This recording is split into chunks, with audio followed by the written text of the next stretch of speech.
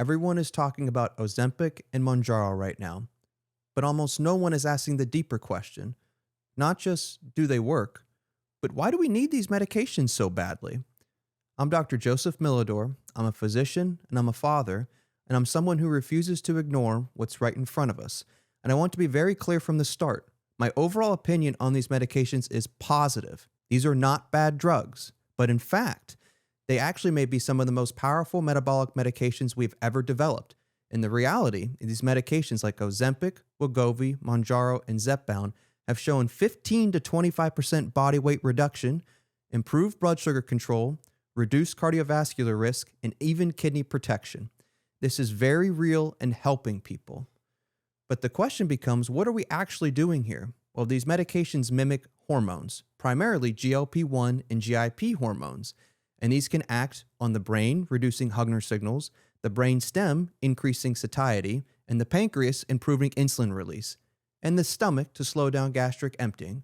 So in simple terms, you feel full sooner, you stay full longer, and you eat less without constantly fighting your own biology. And this is not just willpower anymore. This is a physiology shift. But we have to be honest with ourselves, because if we're not honest, we lose all credibility. There are real concerns. Lean muscle loss. Some data suggests that up to 25 to 40% of weight can be lean mass if not managed correctly.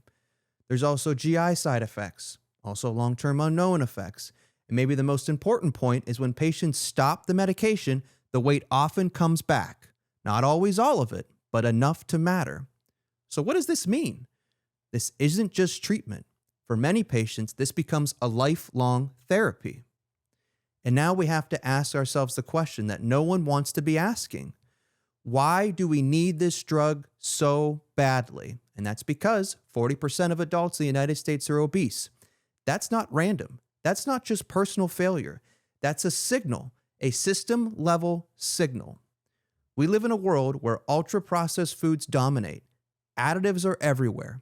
Calories are high, and nutrition is very, very low. The United States allows thousands of food additives, while other regions in the world take a much more restrictive approach. That doesn't prove harm, but we should make us ask, are we asking enough questions? And then it comes to following the money, and you start to follow these incentives. And there's companies like Eli Lilly and Novo Nordisk.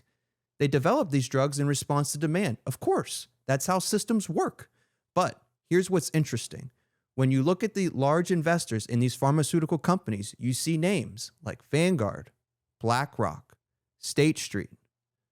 And when you look at major food companies, PepsiCo, Coca-Cola, the same investors pop up. And we have to ask ourselves, these are clearly index fund managers, and they invest across the entire market. But it does raise a question, if the same financial system is invested in both, that causes chronic disease and provides the treatment for it, what are we actually incentivizing? We now have a population getting sicker, an environment that contributes to it, and a medication that treats it. So we have to ask, are we fixing the problem or managing the outcome? These medications can cost anywhere from $900 to $1,300 per month in the United States, while in other parts of the world, they are significantly less expensive. So again, we have to ask, is this sustainable? These medications, of course, are effective, they're important, and they are life-changing in certain scenarios, but they're also a signal that something deeper is off. Before you dismiss this, before you say this is just another opinion, pause with me just for a moment and ask yourself one question. Where is the system investing its energy? Is it investing in prevention, nutrition, education, long-term health benefits? Or is it investing in managing disease? Because this isn't about Ozempic. This is about the future we are building together. Do we really want a world where half the population is obese, where chronic disease is expected, and the solution is a lifelong injection that can cost $1,000 per month? Or do we want something better?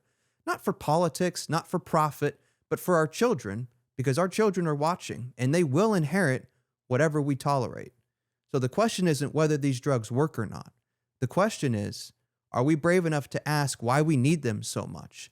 And if you feel that, if something in you says that this isn't right, come be a guardian with us, because people who ask these hard questions are the ones who are going to make a difference in the future. So please come join us.